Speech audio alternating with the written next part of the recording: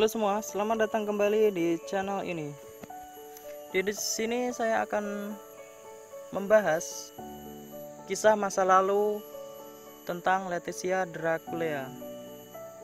Sebelumnya kan saya sudah membahas sedikit tentang kisah masa lalu kelam dari Leticia Dracula yang membantai rasnya sendiri. Dan di sini akan terungkap kebenaran di balik kisah dari Leticia. Gak perlu berlama-lama lagi, langsung saja ke pembahasan. Beberapa saat sebelum matahari terbenam, sinarnya terasa sangat panas yang membuat darah di dalam tubuh serasa menguap. Dan apa yang menyambut Leticia setelah kemenangan melawan Demon Lord bukanlah sorak-sorai dari iringan musik untuk merayakan kemenangannya, melainkan tangisan dan ratapan yang terdengar. Para rekan yang pulang bersama dengannya pun sudah mengembuskan nafas terakhir. Dan jika Leticia tidak mempunyai perlindungan, maka dia mungkin juga akan kehilangan nyawanya. Situasi yang terlalu mendadak membuat mereka tidak dapat memikirkan hal lain untuk mengatasinya. Kenapa seperti ini? Leticia dengan terlihat putus asa melihat situasi di sekitarnya.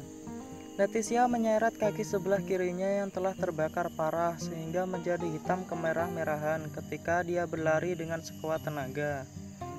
Wilayah komersial dan industri yang dulunya ramai dengan aktivitas sebelumnya, sekarang dipenuhi dengan tangisan dan ratapan dari rekannya yang terbaring di tanah. Mereka adalah para penduduk yang memiliki darah vampir. Meskipun tidak berasal dari darah murni, tetap saja mereka adalah salah satu ras terkuat. Bahkan jika mereka tertusuk di seluruh tubuhnya, mereka tidak akan mati dengan begitu mudah. Carla, Night Master, ayah, ibu, adikku, di mana kalian? Leticia memanggil nama-nama mereka dengan panik. Tiba-tiba terdengar suara yang berkata, "Jika orang-orang yang barusan kau sebut, seharusnya mereka telah mati saat ini." Leticia menghentikan larinya yang terpincang-pincang pada saat itu. Sedangkan orang yang mengatakan itu adalah seorang pria yang belum pernah Leticia lihat sebelumnya. Memfokuskan tatapan dan kemarahannya kepada pria itu, Leticia berteriak dengan kemarahan yang sangat besar. Kemudian pria itu meminta Leticia untuk tenang dan meluruskan kesalahpahaman dengan mengatakan jika pelakunya bukanlah dia dan dia juga bukan kaki tangan dari mereka. Leticia menganggap jika pria itu bukanlah siapa-siapa dan hanya kebetulan datang di waktu ini dan menenangkan dirinya. Leticia menanyakan tujuan dari pria itu untuk datang ke sini. Dan pria itu menjawab jika itu tentu saja karena dia adalah storyteller. Pria itu menanyakan kepada Leticia apakah dia tahu apa yang sedang terjadi di sini. Leticia menjawab jika tentu saja dia tahu, yang membuat mereka para Knight of Little Garden atau para vampir sampai terpojok hingga akan mati hanya ada satu penyebabnya. Leticia kemudian memandang tajam ke arah matahari yang hampir tenggelam. Sebuah penghalang yang digunakan untuk mencegah cahaya matahari masuk langsung ke Little Garden kini telah menghilang karena perbuatan seseorang. Itu adalah mekanisme yang dibuat untuk para vampir agar bisa berada di bawah matahari tanpa takut terpanggang atau gosong karena cahayanya. Namun penghalang itu kini sudah tidak ada sehingga membuat cahaya matahari bisa langsung mengenai mereka. Tapi menghilangkan penghalang memerlukan kekuasaan dari matahari, salah satu dari Ecliptic Path of 12 Zodiac, dan bertanya-tanya kenapa mereka melakukan hal seperti ini. Leticia menunjukkan giginya ketika dia berteriak dengan marah, karena ras vampir selama ini telah berjuang keras untuk melindungi kedamaian mereka. Dan sekarang pemegang kekuasaan matahari telah menginjak-injak harga diri mereka. Pelakunya adalah vampir. Itulah yang dikatakan pria itu kepada Leticia. Pria itu mengatakan jika ini merupakan perselisihan internal. Ada rumor yang mengatakan jika mereka telah mempersiapkan seseorang sebagai ke-13 zodiak eclipse. Leticia kebingungan karena dia tidak pernah mendengar tentang zodiak eclipse yang baru. Pria itu menjelaskan jika bagi sebagian vampir itu seperti manifestasi atau bentuk perwujudan dari mimpi mereka untuk dapat menerima kekuasaan sebagai iblis kelas bintang. Dan itu adalah kesempatan sekali seumur hidup yang mungkin tidak akan terulang lagi. Leticia terdiam karena tidak bisa membalas apa yang dikatakan oleh pria itu. Itu karena hal semacam ini tidak masuk akal baginya. Vampir mencoba untuk membunuh sesama vampir dengan memaparkan mereka di bawah sinar matahari. Selama mereka melakukan hal ini, mereka juga akan menghadapi ancaman terkena nasib yang sama. Dan beberapa menit setelah melepaskan penghalang, seharusnya tidak bisa menyebabkan para bangsawan dan keturunan murni musnah. Lihatlah ke arah sana.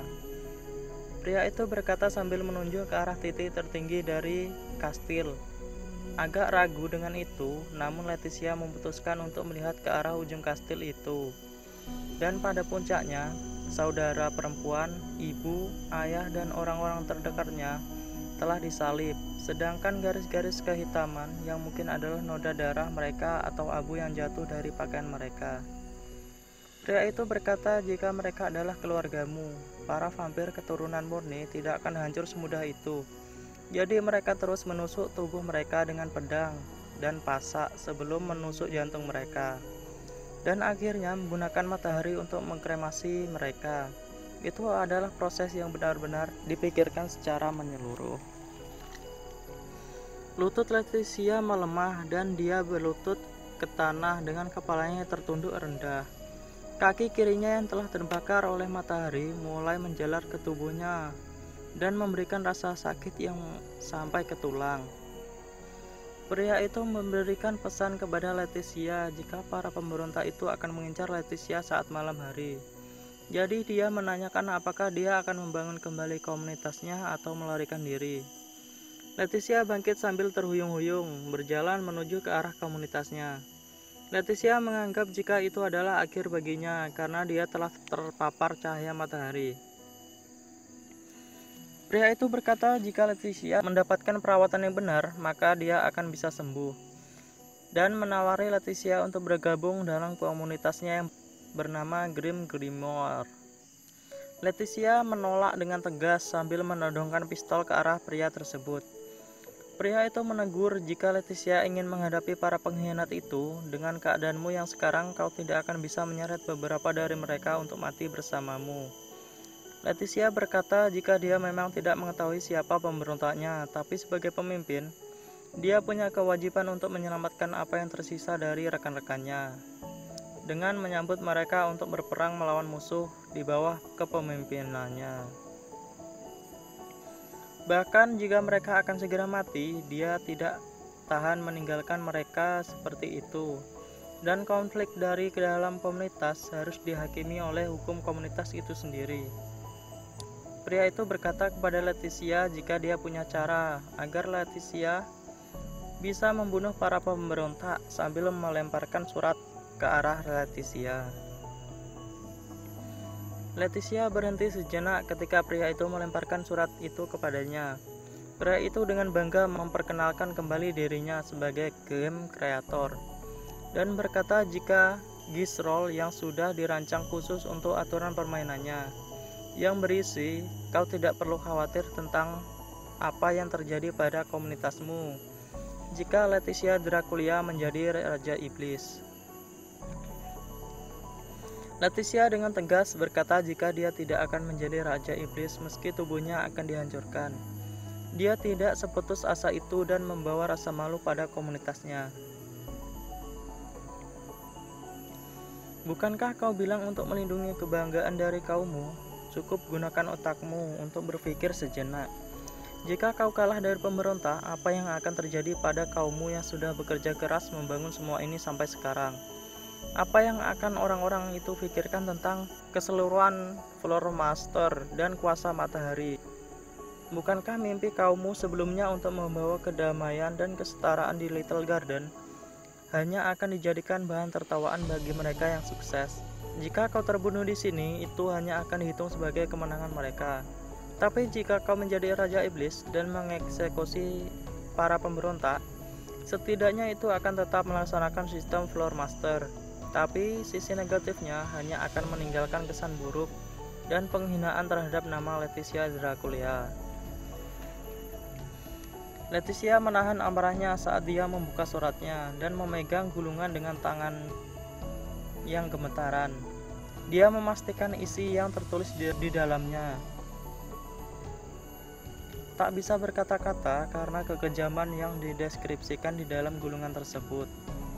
Menempatkan para pemberontak dengan penderitaan yang sama yang mereka lakukan kepada keluarga dan teman-temannya, dan tidak terbatas pada sekali atau 2 kali, tapi hukumannya akan terus berlanjut selamanya. Itulah yang tertulis di dalam surat tersebut. Jika saatnya tiba saat kau lelah menyiksa para mayat itu, atau jika waktunya tiba saat kau ingin mengakhirinya, cukup panggil seseorang untuk mengakhiri permainan untukmu. Dan dengan berkata seperti itu, pria itu pergi. Tak lama kemudian, matahari telah tenggelam dan suasana malam hari pun sudah menutupi langit. Para pemberontak yang sebelumnya bersembunyi telah mulai mengorbankan para rekan yang dikhianati mereka. Mereka yang tadinya masih berteriak dan kesakitan sampai akhir hayat mereka dengan cara membakarnya di luar dinding. Leticia menyaksikan semua itu dalam keadaan bingung dan tidak membutuhkan waktu lama. Para pemberontak menemukan dan mengepungnya. Tubuhnya yang sudah hampir sepenuhnya terbakar oleh matahari membuat dia kehilangan setengah dari inderanya. Seperti tangan yang tadinya memegang pistol, kini sudah tidak dapat dirasakannya lagi. Hatinya masih tidak bisa untuk mengarahkan pedang ke arah mantan rekan-rekannya. Dan saat itulah, dia membulatkan tekad saat melihat ke arah ujung kastil tempat di mana noda hitam yang menjadi tanda untuk kuburan dari orang-orang yang dicintainya. Banyak dari rekan-rekannya, teman dekat, dan keluarga tidak dikubur karena mereka seperti noda hangus di dinding kastil.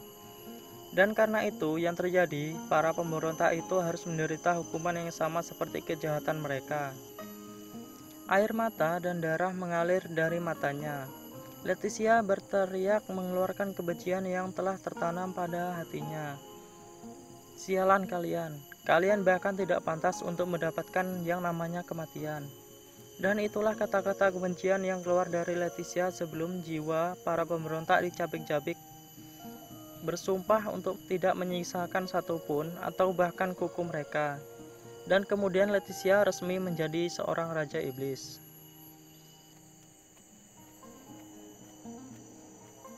Jadi itulah kebenaran dari masa lalu Leticia.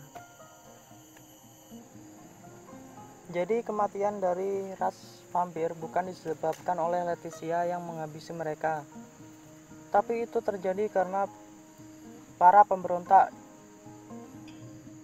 yang mengkhianati ras vampir dan membuat para ras vampir mati karena terbakar oleh matahari.